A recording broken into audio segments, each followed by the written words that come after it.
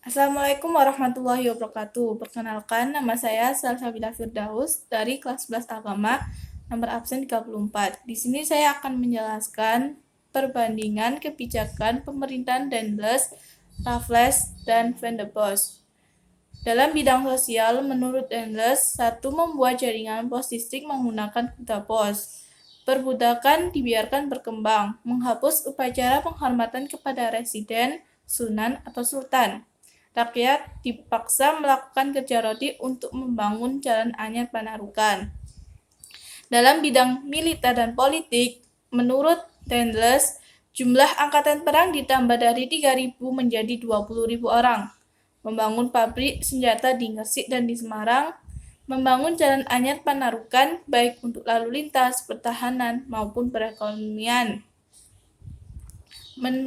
Dalam bidang ekonomi, menurut Daendels, memperbaiki gaji pegawai, mengeluarkan kertas, membentuk Dewan Pengawasan Keuangan Negara, dan dilakukan pemberantasan korupsi, serta mengadakan monopoli perdagangan bebas.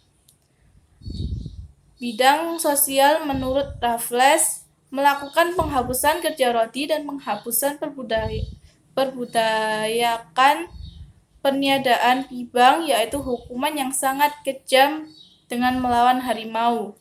Yang kedua, dalam bidang militer maupun politik, menurut Raffles, membagi Pulau Jawa menjadi satu keresidenan, serta menambah jumlah angkatan perang. Dalam bidang ekonomi, menurut Raffles, semua tanah menjadi milik pemerintah kolonial. Petani mempunyai kewajiban membayar sewa tanah kepada kolonial Belanda, serta penyewaan tanah di beberapa daerah dilakukan berdasarkan kontrak dan batas waktu. Dalam bidang sosial, menurut Van der Bos, para petani dipaksa menjual hasil pertanian hanya kepada pemerintahan Belanda dan dengan harga yang serendah-rendahnya.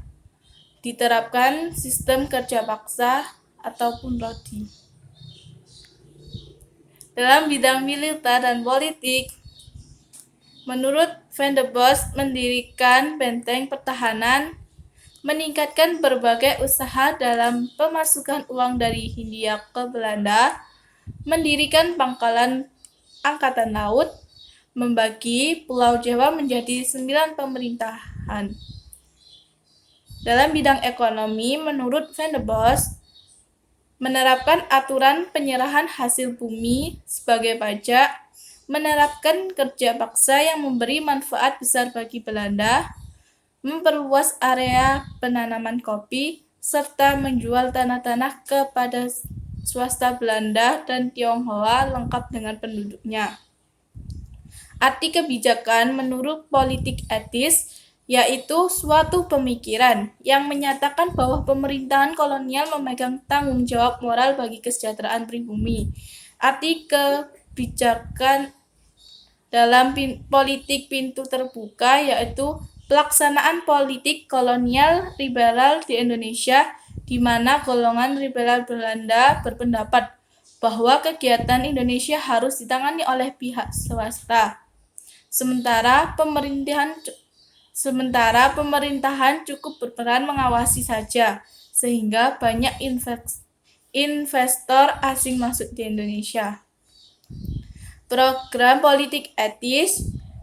1.